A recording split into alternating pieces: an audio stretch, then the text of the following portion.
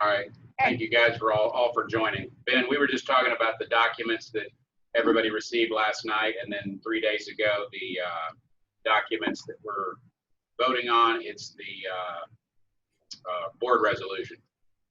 And Sarah, I think, sent you your notes that you use here in the office for you to use there from your remote location.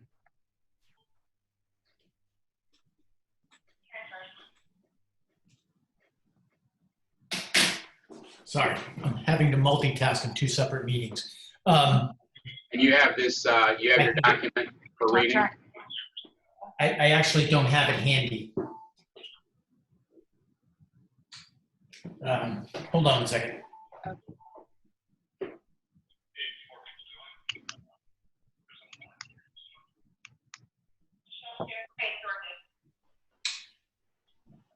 If you want me to just read it, I can. Yeah, I'm not able to pull it up on my phone. Okay, you want me to read it? Please, sorry. I'm calling the meeting to order. Today's March 20th, 2020. The time is 10:06 a.m. The meeting's being held virtually due to concerns about COVID-19. The board members that are present by phone or video, we have Marvin Reynolds, Joe DeProspero, Kent Sparks, Ben Klingenstein, and myself, Chuck Cook. Quorum is present and the meeting has been duly called and the notice of the meeting was posted as required. You mind if I just jump in? Yeah, please do. Okay, so today's meeting is a special meeting, not an emergency meeting. It's a meeting that we posted 72 hours prior. It does not look like we have anybody from the public who's called in. If anyone has called in and we're not seeing you, we are accepting public comment to an email box. It's publiccomment@responsiveed.com. So public comment, singular, the word comment, @responsiveed.com. So if you have any comments, you can send those in the next few minutes. We will look at those, and if they're relevant to the agenda item, we will read those to the board members. Real quick, I sent this update yesterday. Sarah sent this out to you. It's giving you an update. We're sending this to you every couple of days. The order from the governor did come out yesterday around noon that all Texas schools are closed through April 3rd. We also have an order from Arkansas that they are closed for 1 extra week past the 3rd, so that would be the 10th. We, as we've talked about in documentation we've sent you, obviously with the state having an order, they are closing schools through the 3rd. We still have some districts that decided that closed past that. So those schools where we are located in those ISDs will remain closed past the 3rd, if indeed the other Texas schools open on the, I guess, the 6th. As you see with this list, we're working on the education continuity. I had one of you ask about the financial aspect of this. We are having calls every day with the Commissioner of Education and at 3 o'clock, and he is reassuring everyone on each call that at this point there's no issues with school funding and the school finance piece is in place. So if we are making an attempt to educate kids from remote locations, then we will be able to count them in attendance and we will get our normal payment each month to be able to educate kids. So that's a good thing. If you want to click on this at any time this weekend, you can actually see schools that what the plans are. Some of them are just check boxes of what they're going to do, like the premiers. But if you look at like Founders, you'll see a more extensive plan using their curriculum. So feel free to look at that. Meal continuity is the other big thing, and that's really the only other thing I'm going to read here. Our kids are getting food at ISD locations, our Title I schools, and food banks in those larger cities are helping out. We are also going to be serving kids ourselves starting next week if we can get food or when we get food from vendors. So we will be doing food service at our campuses starting next week if they are Title I. That is it, unless you have questions. I don't want to hold you up. I know you're all busy. Yeah, I just have one question, and again, I might have missed it, but As far as the cleaning of the schools, did you address that? Have we sent a cleaning crew in, and is the state giving any extra funding to help schools with that? So on the second page, the facilities, the deep cleaning has taken place at most campuses. It will be completed everywhere else by today because it was there are schools that are on spring break this week prior to this closure order. So they were doing the deep clean, our cleaning company that conforms to the CDC recommendations. And then we had wipes, spray, tissues, all that was distributed to the schools that we were planning on coming back into session.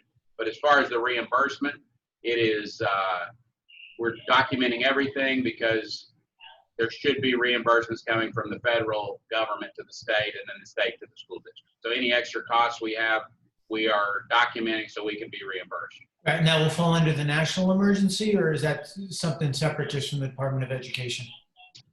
It is under the national emergency based on what the commissioner is saying on the phone calls. Okay, all right, good. All right. Thank you. So we have we have consent items like we always do. We're asking you to vote on all these at one time. I do want to point out number 11, the TEA governance. This is something that is not critical to COVID-19, but since we're having you on a call, we've added it. It says consider removing grade levels from the TCPA campuses. Prior to this, a week ago, we were told if we weren't offering pre-K, we needed to remove it or we were going to be required to offer it. So with not knowing how the state is going to move by deadlines and things, we're going ahead and asking you to vote on that as well. The other 10 items, you've had almost 72 hours to review. They come from Joe Hoffer and his suggestion to us. A lot of these items we would generally say are not requiring board action, but it's just safer at this point to go ahead and have them all approved by this board. Okay, and do you have a list of employees that have traveled to a level 3 designated, or are you just looking for approval for that? We're looking for approval. Chris, I don't think we've had anyone travel to level 3 or level, have we had any staff that have gone to level 2? Not that I'm aware of. I think we have had spouses. We had a parent, right? We had a parent, a spouse in El Paso, and where were you, remember? That was El Paso, and if memory serves, there may have been one or two others where we've had a scenario like that where a family member under the same roof has traveled to a level 2 or 3 location, notified us ahead of time, and then self-quarantine. So it's. But we had them self-quarantine, the staff member at El Paso. This was over a week ago, before schools started closing. And then we had a parent in Corinth who had traveled, and I think they were all level 2, not level 3. So it could have been Japan, and that's been over a week ago as well. Okay, so just one more question as it relates to item number 4 and the pay during closure/quarantine. Are there any employees of ResponsiveEd or its affiliates and subsidiaries that were not paying employees during this time? No, we are paying everyone. Okay. If this board approves this. Yes, Okay. right now, everyone's been paid. Okay. Are being paid, and we've been communicating that will continue. Someone asked yesterday, what are other districts doing? Districts are doing the same thing. And the board needs to approve this because the use of public funds, we don't want it to be a gift of public funds. So by you taking this action, it allows us to pay the employees that are hourly. Right. No, it's good. I just wanted to make sure that we, I just wanted to know if we weren't. And I you know, I understand we're always good stewards with the public's money. But this is a compelling interest if we can continue to pay as much for as long as we can. So good. All right. Anybody else have any questions? No. Okay. Then I'll make a motion to approve consent items 1 through 11. Do I have a second? Second. Okay. Thank you, Joe. Anyone opposed? Okay. The motion passes unanimously. Thank y'all for getting on this call. Is it, are you comfortable with how we're communicating now and sending you something every couple of days? Do you want some other kind of communication? I think every few days is fine. In lieu of, if anything important happens, then please, obviously, send as soon as reasonably possible.